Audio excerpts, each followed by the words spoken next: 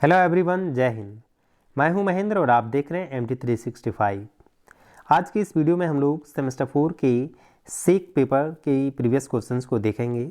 सेक paper में जिनका IHC अर्थात कि इंडियन हिस्ट्री कल्चर है, उसके लिए यह वीडियो है।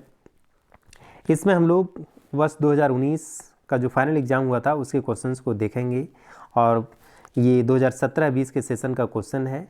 इस क्वेश्चन को देखने के बाद आपको IHC का अर्थात कि इंडियन हिस्ट्री एंड कल्चर का जो क्वेश्चंस पूछने का जो पैटर्न होता है वो आप लोगों को पता चलेगा और आप उसके द्वारा अपनी तैयारी को अच्छा कर सकते हैं। तो एक एक करके हम लोग सारे क्वेश्चंस को देखेंगे। यहाँ पे मैं आप लोगों को बता दूं कि सेक पेपर में जो टोटल 40 क्वेश्चंस पूछा जाता है उसके लिए आपको 1.5 घंटे का समय दिया जाएगा और ये टोटल 40 मार्क्स का भी होता है, अर्थात कि एक क्वेश्चन 1 नंबर का होता है। यहाँ पे एक चीज़ और ध्यान रखें कि सेक पेपर में कम से कम 20 नंबर लाना अनिवार्य होता है। अगर 20 नंबर से आप कम लाते हैं तो आप फेल हो जाते हैं इसमें, इसलिए यहाँ पर 20 क्वेश्चंस को सही करना ज़रूरी है, इंटरनल और एक्सटर्नल एग्ज़ाम मिला के। तो आइए हम लोग एक एक करके इन सारे क्वेश्चंस को देखते हैं। यहाँ पे देखें, सबसे पहला क्वेश्चन है कि प्राचीन व्याकरण ग्रंथ अष्टाध्यायी के रचनाकार कौन है। तो दोस्तों, प्राचीन व्याकरण ग्रंथ जो अष्टाध्यायी थे उनके रचनाकार महर्षि पाणिनि थे, जो ऑप्शन बी में यहाँ पे दिया हुआ है ना।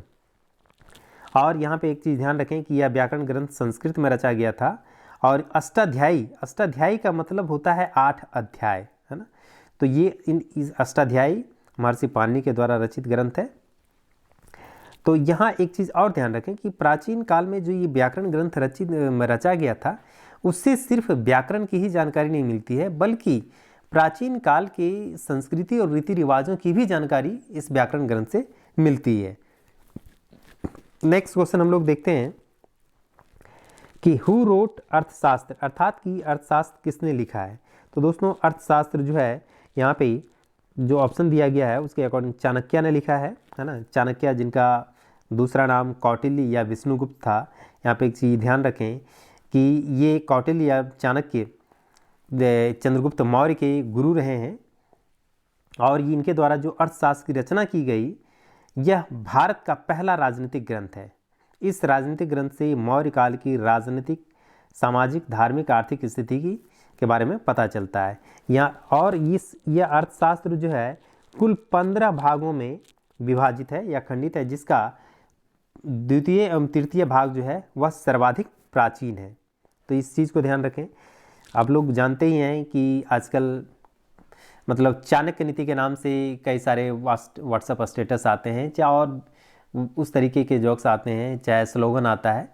तो ये वही चाणक्य हैं जिनकी नीति आज तक मान्य है ना। तो आप लोग नेक्स्ट क्वेश्चन हम लोग देखते हैं। तीसरा क्वेश्चन है, वेदों का संकलनकर्ता कौन था। तो वेदों का संकलनकर्ता जो थे वो वेदों के संकलनकर्ता महर्षि वेद व्यास थे, है ना। यहाँ पे जो पहला ऑप्शन दिया हुआ है तो सिर्फ वेद व्यास, इनका पूरा नाम था महर्षि वेद व्यास। तो ये वेदों के संकलनकर्ता इन्हीं को माना जाता है। ये ध्यान रखें कि मतलब भारतीय हिंदू धर्म का जो वेद हैं उनकी संख्या कुल 4 है, ऋग्वेद, यजुर्वेद, सामवेद और अथर्ववेद। इन चारों वेदों के जो संकलनकर्ता थे वे महर्षि वेद व्यास थे। नेक्स्ट क्वेश्चन है, हु रोट मृच्छकटिकम, अर्थात कि मृच्छकटिकम की रचना किसने की थी। तो मृच्छकटिकम की जो रचना है वह शूद्रक के द्वारा की गई थी। मृच्छकटिकम का मतलब होता है मिट्टी की गाड़ी या खिलौना, है ना। यहाँ पे इसको ध्यान रखें। नेक्स्ट क्वेश्चन है कि तृतीय बौद्ध महासंगीति का आयोजन कब हुआ था। तो दोस्तों, तृतीय बौद्ध संगीति का आयोजन जो है वह 251 BC अर्थात कि 251 ईसा पूर्व में हुआ था। और यह तृतीय जो बौद्ध संगीति था वह अशोक के शासनकाल में हुआ था। यहाँ इससे जुड़ी हुई और चीज़ें आप लोग जान लें कि ये इसकी तृतीय बौद्ध महासंगीति जो है वह पाटलिपुत्र में आयोजित की गई थी और इसकी अध्यक्षता मोगलीपुत्र तिस ने की थी। और इसी अधिवेशन में जो है अभिधम पिटक की रचना भी हुई थी और त्रिपिटक को अंतिम रूप भी दिया गया था। इसके साथ साथ प्रथम बौद्ध महासंगीति जो है वह राजगृह में हुआ था, राजगृह के सप्तपर्णी गुफा में हुआ था 483 ईसा पूर्व में और अजातशत्रु के शासनकाल में हुई थी, तथा द्वितीय बौद्ध महासंगीति 383 ईसा पूर्व में काला शोक के समय में हुआ था, पाटलिपुत्र में हुआ था। और ये वैशाली में हुआ था। और तृतीय जो है वह अशोक के समय पाटलिपुत्र में हुआ था। और लास्ट चतुर्थ जो बौद्ध महासंगीति हुई थी वो कश्मीर के कुंडल वन में हुई थी और ईसा पूर्व की प्रथम शताब्दी में हुई थी। और ये कनिष्क के शासनकाल में हुआ था, जिसकी अध्यक्षता वसुमित्र ने की थी और वो उपाध्यक्ष जो अश्वघोष थे। तो इस तरीके से बौद्ध महासंगीति से जुड़ा हुआ जितनी भी चीज़ें थी वो हमने आपको जो है शॉर्ट में बता दिया है। इसको आप लोग ज़रूर ध्यान रखें कि चारों बौद्ध संगीति जो था उसका डेट, किसके शासनकाल में हुआ और कहाँ हुआ, तथा उसकी अध्यक्षता किसने की थी, इन चारों चीज़ों को आप लोग ज़रूर ध्यान में रखें। नेक्स्ट क्वेश्चन है, मेघास्थनीज ने किस ग्रंथ की रचना की थी? तो मेघास्थनीज ने इंडिका नामक ग्रंथ की रचना की थी। यहाँ पे आपको एक चीज़ बता दूं कि मेघास्थनीज जो था वह सेल्यूकस निकेटर का राजदूत था, जो चंद्रगुप्त मौर्य के दरबार में आया था और यहाँ वह 14 वर्षों तक रहा था। और इसकी ये ग्रंथ जो मेघास्थनीज के द्वारा लिखित जो ग्रंथ थी इंडिका, इससे मौर्य काल के बारे में बहुत कुछ जानकारी मिलती है, इसलिए ग्रंथ काफ़ी महत्वपूर्ण माना जाता है। नेक्स्ट क्वेश्चन है, भारत पर सिकंदर का आक्रमण कब हुआ था? तो भारत पर सिकंदर का जो आक्रमण है वो 327 से 326 ईसा पूर्व के बीच में बताया जाता है। यहाँ पे एक चीज़ ध्यान रखें कि सिकंदर का जो सबसे चर्चित आक्रमण था वो पोरस के साथ जो युद्ध हुआ था सिकंदर और पोरस के बीच में, वो सबसे ज़्यादा मायने रखता है। वो हाइडियास्पीस का युद्ध माना जाता है और ये पंजाब पर आक्रमण किया गया था। तो यहाँ एक चीज़ अगर ध्यान रखें कि कभी अगर ये पूछे कि किस शासक के साथ सिकंदर का सबसे मतलब जो है चर्चित युद्ध हुआ था, तो राजा पोरस के साथ इसका चर्चित युद्ध हुआ था, जिसको हाइडियास्पीस या वितस्ता का युद्ध के नाम से जाना जाता है ना। नेक्स्ट क्वेश्चन है, जैन धर्म की स्थापना किसने की थी? तो दोस्तों जैन धर्म की स्थापना जो थी वो ऋषभदेव ने की थी। ये इसके प्रथम तीर्थंकर भी थे। यहाँ पे एक चीज़ ध्यान रखें कि जैन धर्म में कुल 24 तीर्थंकर हुए, जिनमें पहला जो तीर्थंकर थे वो ऋषभदेव ही थे। इन्होंने जैन धर्म की स्थापना की थी। और ये पार्श्वनाथ जी जो थे वो 23वें तीर्थंकर थे और महावीर जो थे वो इसके अंतिम और 24वें तीर्थंकर हुए थे। तो यहाँ पे चूंकि जैन धर्म की स्थापना पूछा है तो इसलिए इसका आंसर ए होगा। लेकिन जैन धर्म का जो वर्तमान स्वरूप है या इसको जो ख्याति मिली वो वर्धमान महावीर के द्वारा ही जैन धर्म को ख्याति मिली। नेक्स्ट क्वेश्चन है कि किसके शासनकाल में मथुरा कला का विकास हुआ? तो दोस्तों मथुरा कला का जो विकास हुआ था वो कुषाण वंश के शासनकाल में हुआ था। और कुषाण, चूँकि यहाँ पे जो है शासक का नाम दिया है तो कुषाण वंश का ही सबसे महान शासक था कनिष्क, इसलिए इसका आंसर क्या हो जाएगा? कनिष्क, है ना। चूँकि ये पूछा है किसके शासनकाल में मथुरा कला का विकास हुआ, तो यहाँ चूँकि पार्टिकुलर शासक का नाम दिया है तो उसके अकॉर्डिंग जो है आंसर क्या हो जाएगा? कनिष्क हो जाएगा। लेकिन अगर राजवंश का नाम दिया गया रहता तो राजवंश में क्या हो जाएगा? कुषाण, है ना। यहाँ पे ये ध्यान रखें, चूँकि कुषाण वंश के दौरान ही मथुरा कला का और गांधार कला का विकास हुआ था। तो इसको ध्यान रखें आप लोग। 10वां क्वेश्चन है कि बुद्ध ने अपना पहला प्रवचन कहाँ दिया था? तो दोस्तों बुद्ध ने अपना सबसे जो पहला प्रवचन था वो सारनाथ में दिया था। यहाँ पे ये देखें सी ऑप्शन जो लिखा हुआ है सारनाथ, यहीं पे बुद्ध ने अपना सबसे पहला प्रवचन दिया था। बुद्ध, और यहाँ ध्यान रखें कि अगर ये क्वेश्चन ये पूछा जाए कि बुद्ध को ज्ञान की प्राप्ति कहाँ हुई थी, तो बुद्ध को ज्ञान की प्राप्ति जो हुई थी वो बोध गया में हुई थी।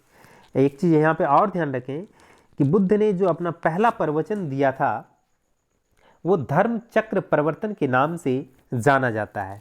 तो ये भी जरूर ध्यान रखें कि कभी कभी ये पूछा जाएगा कि धर्म चक्र प्रवर्तन किसे कहा जाता है, तो ध्यान रखें कि बुद्ध ने जो अपना पहला प्रवचन दिया था उसे ही धर्म चक्र प्रवर्तन के नाम से जाना जाता है। नेक्स्ट क्वेश्चन है, गुप्त वंश का संस्थापक कौन था? तो दोस्तों गुप्त वंश का संस्थापक जो थे वो श्रीगुप्त थे। नेक्स्ट क्वेश्चन है, अमरकोश के रचनाकार कौन है? तो दोस्तों अमरकोश के जो रचनाकार हैं वो अमर सिंह माने जाते हैं, और ये अमर सिंह जो है वो चंद्रगुप्त द्वितीय अर्थात कि चंद्रगुप्त विक्रमादित्य के नवरत्नों में से एक थे, है ना। नेक्स्ट क्वेश्चन है, तारीख ए फिरोज शाही को किसने लिखा? तो दोस्तों तारीख ए फिरोज शाही जियाउद्दीन बर्नी के द्वारा लिखा गया था। नेक्स्ट क्वेश्चन है, किताब उल रेहला किसकी रचना है? तो दोस्तों किताब उल जो रेहला है वह मोरक्को वासी इब्न बतूता है, उसी की रचना ये माना जाता है। ये ऑप्शन जो आपका यहाँ दिया हुआ है इब्न बतूता, तो किताब उल रेहला की जो रचना है वह इब्न बतूता ने की थी, और ये मोरक्को के निवासी थे, और ये जो है मोहम्मद बिन तुगलक के समय भारत आया हुआ था 1333 ईस्वी में, तो इसे भी आप लोग जरूर ध्यान रखना। नेक्स्ट क्वेश्चन है, कुतुब मीनार का निर्माण कार्य किसने पूरा किया था? है ना, यहाँ पे ध्यान रखें कि क्वेश्चन पूछ रहा है कि कुतुब मीनार का निर्माण कार्य किसने पूरा किया था, है ना। तो यहाँ पे एक चीज़ ध्यान रखें कि कुतुब मीनार का निर्माण जो है वह कुतुबुद्दीन ऐबक ने शुरू किया था, लेकिन इसको पूरा करने का जो श्रेय है वह इल्तुतमिश को जाता है। तो यहाँ पे कंफ्यूज ना करें, ये ऐसा नहीं कि आप लोग कुतुबुद्दीन ऐबक मार दें, ऐसा नहीं है, क्योंकि पूरा करने का प्रश्न पूछा गया है, तो यहाँ पूरा करवाने का जो श्रेय है वह इल्तुतमिश को जाता है, इसलिए इसका आंसर क्या होगा? बी होगा, है ना। और एक चीज़ और ध्यान रखें कि कुतुब मीनार का जो निर्माण कार्य शुरू किया था ऐबक ने, उसने कुतुबुद्दीन बख्तियार काकी की याद में जो है वह शुरू की थी। नेक्स्ट क्वेश्चन है, 40 दल का गठन किसने किया था? तो 40 दल का गठन जो है वह इल्तुतमिश ने किया था। एक चीज़ यहाँ ये ध्यान रखें कि 40सा जो दल था उसको तुर्कान ये चहलगानी भी कहा जाता था, अर्थात कि तुर्क गुलाम सरदारों का दल, है ना। इल्तुतमिश ने अपने विश्वास पात्र गुलामों का एक दल तैयार किया था, जो कुल मिला के वो इल्तुतमिश के प्रति जिम्मेदार था, उत्तरदायी था, इसीलिए इसने ये संगठन को तैयार किया था। नेक्स्ट क्वेश्चन है, अलाई दरवाज़ा का निर्माण किसने कराया था? तो दोस्तों अलाई दरवाज़ा का जो निर्माण है वो अलाउद्दीन खिलजी ने करवाया था। 1311 ईस्वी में इसका निर्माण करवाया गया था अलाई दरवाज़ा का अलाउद्दीन खिलजी के द्वारा। यहाँ पे एक चीज़ और ध्यान रखें कि ये अलाई दरवाज़ा जो है वो कुव्वत उल इस्लाम मस्जिद के दक्षिणी प्रवेश द्वार के रूप में जाना जाता है, और यह कुव्वत उल इस्लाम मस्जिद जो है वह कुतुब मीनार की ठीक बगल में स्थित है। तो ये ध्यान रखें कि अगर कभी ये पूछे कि कुव्वत उल इस्लाम मस्जिद का दक्षिणी प्रवेश द्वार किस नाम से जाना जाता है, तो उसका आंसर भी क्या होगा? अलाई दरवाज़ा होगा, है ना। नेक्स्ट क्वेश्चन है, खिलजी वंश का संस्थापक कौन था? तो दोस्तों खिलजी वंश का जो संस्थापक था वह जलालुद्दीन फिरोज खिलजी था, है ना, जलालुद्दीन फिरोज खिलजी। यहाँ पे ध्यान रखें कि खिलजी वंश की जो स्थापना की गई थी वह 1290 ईस्वी में की गई थी। नेक्स्ट क्वेश्चन है, पद्मावत की रचना किसने की थी? तो पद्मावत की जो रचना थी, पद्मावत की रचना मलिक मोहम्मद जायसी के द्वारा की गई थी, है ना।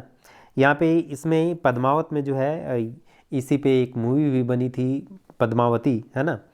इस पद्मावत में रत्नसेन जो चित्तौड़गढ़ का राजा था और रानी पद्मिनी के दोनों का जिक्र किया गया है, साथ ही साथ पद्मिनी के सौंदर्य का भी जिक्र किया गया है, और रानी पद्मिनी के सौंदर्य को सुनकर के ही अलाउद्दीन ने चित्तौड़ पर आक्रमण किया था। इन्हीं सारे प्रसंगों को इस पद्मावत में दर्शाया गया है। नेक्स्ट क्वेश्चन है, तुगलक वंश का संस्थापक कौन था? तो दोस्तों तुगलक वंश का संस्थापक जो है वह गयासुद्दीन तुगलक था। ऑप्शन नंबर ए, है ना, गयासुद्दीन तुगलक वंश का संस्थापक था, और इस गयासुद्दीन तुगलक ने ही जो है वह 1320 ईस्वी में तुगलक वंश की स्थापना की थी। नेक्स्ट क्वेश्चन है, मुगल साम्राज्य का संस्थापक कौन था? तो दोस्तों आप लोग सब लोग जानते ही हैं कि मुगल वंश की स्थापना जो है वह बाबर के द्वारा की गई थी 1526 ईस्वी में, है ना। नेक्स्ट क्वेश्चन है कि ताजमहल का निर्माण किसने किया? तो ये भी आप लोग सब लोग जानते ही हैं कि ताजमहल का निर्माण जो है शाहजहां के द्वारा किया गया था मुमताज़ बेगम की याद में। नेक्स्ट क्वेश्चन है कि गीता रहस्य किसने लिखा था? दोस्तों गीता रहस्य जो है बाल गंगाधर तिलक के द्वारा लिखा गया था, है ना। और बाल गंगाधर तिलक ने, जिसे लोकमान्य बाल गंगाधर तिलक के नाम से जाना जाता है, इन्होंने मांडले जेल में इस गीता रहस्य की रचना की थी। नेक्स्ट क्वेश्चन है, भारतीय राष्ट्रीय कांग्रेस के प्रथम अध्यक्ष कौन थे? तो दोस्तों यहाँ पे ध्यान रखें कि यहाँ पे ऑप्शन दिया हुआ है A.O. Hume, W.C. बनर्जी, है ना, दादा भाई नौरोजी और नन ऑफ देम। यहाँ पे ध्यान रखें कि भारतीय राष्ट्रीय कांग्रेस के जो प्रथम अध्यक्ष थे वो W.C. बनर्जी थे, जबकि इसके जो सचिव थे वो A.O. ह्यूम थे। और इसी A.O. ह्यूम के प्रयास से जो है वह 1885 ईस्वी में मुंबई के गोकुलदास तेजपाल संस्कृत महाविद्यालय में भारतीय राष्ट्रीय कांग्रेस की स्थापना हो सकी थी। और यहाँ पे एक चीज़ और ध्यान रखें कि प्रथम अधिवेशन में कुल 72 सदस्यों ने जो है वह भाग लिया था। तो कभी कभी ये सब सवाल भी पूछा जाता है कि भारतीय राष्ट्रीय कांग्रेस की स्थापना कहाँ की गई थी, या इसके प्रथम अधिवेशन में कितने सदस्यों ने भाग लिया था। तो इससे भी आप लोग ध्यान रखें कि प्रथम अधिवेशन में कुल 72 सदस्यों ने भाग लिया था और इसकी स्थापना मुंबई के गोकुलदास तेजपाल संस्कृत महाविद्यालय में हुई थी। नेक्स्ट क्वेश्चन है कि किस वर्ष मुस्लिम लीग की स्थापना हुई थी? तो दोस्तों मुस्लिम लीग की जो स्थापना है वह 1906 ईस्वी में हुई थी। यहाँ पे थोड़ा सा इससे जुड़ी हुई चीज़ जान लें कि मुस्लिम लीग का गठन जो है वह 30 दिसंबर 1906 को ढाका के नवाब आगा खां और नवाब मोहसिन उल मुल्क के नेतृत्व में भारतीय मुसलमानों के अधिकारों की सुरक्षा के लिए किया गया था, है ना। प्रारंभ में तो इसे ब्रिटिश सरकार का या ब्रिटिश शासन का काफ़ी संरक्षण और सहयोग प्राप्त हुआ, लेकिन जैसे जैसे मुस्लिम लीग ने भी स्वशासन की मांग करनी शुरू की तो अंग्रेज भी इसके प्रति जो है वह अपना रवैया बदलते चले गए। नेक्स्ट क्वेश्चन है कि किस वर्ष गदर पार्टी की स्थापना हुई थी? तो दोस्तों गदर पार्टी की जो स्थापना है वह 1913 ईस्वी में की गई थी। और यहाँ पे एक चीज़ और ध्यान रखें कि इस गदर पार्टी की स्थापना जो है वह अमेरिका और कनाडा में रह रहे भारतीयों के द्वारा की गई थी, है ना। और एक चीज़ और ध्यान रखें कि ये गदर पार्टी गदर के नाम से एक मैगजीन भी निकालती थी जो उर्दू और पंजाबी में जो है छपता था। और इससे जो महत्वपूर्ण जुड़े हुए महत्वपूर्ण क्रांतिकारी नेता थे वो थे सोहन सिंह भाकना, करतार सिंह, लाला हरदयाल आदि गदर पार्टी से जुड़े हुए महत्वपूर्ण नेता थे। नेक्स्ट क्वेश्चन है, चौरी चौरा की घटना कब हुई थी? तो दोस्तों चौरी चौरा की घटना जो है वह 5 फरवरी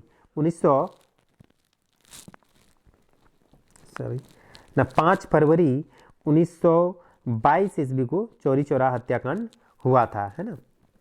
यहाँ पे एक चीज़ और ध्यान रखें कि ये चौरी चौरा हत्याकांड के द्वारा ही, घटना के द्वारा ही जो है महात्मा गांधी के द्वारा जो असहयोग आंदोलन चलाया गया था उसको अंततः 12 फरवरी 1922 को स्थगित कर देना पड़ा। और ये चौरी चौरा जो जगह है वह गोरखपुर जिला में अवस्थित, यूपी के गोरखपुर जिले में अवस्थित है।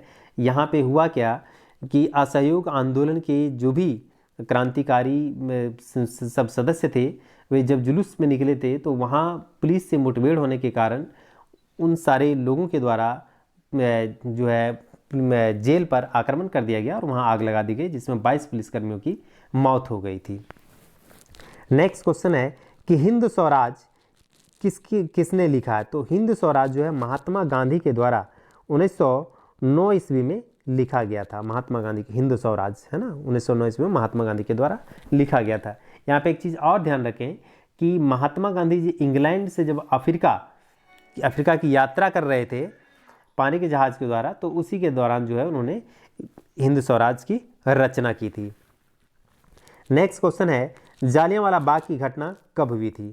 तो दोस्तों जालियांवाला बाग की घटना जो है वह 13 अप्रैल 1919 को बैसाखी के दिन हुई थी, है ना। ये काफ़ी चर्चित है जालियांवाला बाग हत्याकांड, इसके बारे में डिटेल आप लोग अच्छे से जानते ही होंगे। नेक्स्ट क्वेश्चन है कि भारत छोड़ो आंदोलन कब प्रारंभ हुआ था? तो दोस्तों भारत छोड़ो आंदोलन जो है वह 9 अगस्त 1942 को महात्मा गांधी के आह्वान पर पूरे देश में प्रारंभ हुआ था।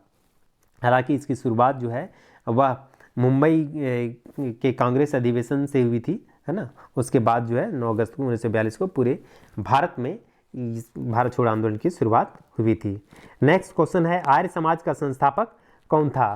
तो दोस्तों आर्य समाज का जो संस्थापक थे वह दयानंद सरस्वती थे और दयानंद सरस्वती ने ही आर्य समाज की जो स्थापना है वह 10 अप्रैल 1875 ईस्वी को मुंबई में की थी। तो कभी कभी ये पूछा जाता है कि आर्य समाज की स्थापना कब हुई थी, तो आर्य समाज की स्थापना 10 अप्रैल 1875 ईस्वी को हुई थी और मुंबई में हुई थी।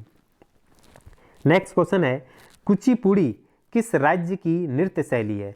तो दोस्तों कुचिपुड़ी जो है वह आंध्र प्रदेश राज्य की नृत्य शैली है, तो इसे आप लोग जरूर ध्यान रखें। नेक्स्ट क्वेश्चन है कथकली किस राज्य की नृत्य शैली है ना। तो कथकली जो है वह केरला की नृत्य शैली है। नेक्स्ट क्वेश्चन है कि कथक किस राज्य की नृत्य शैली है।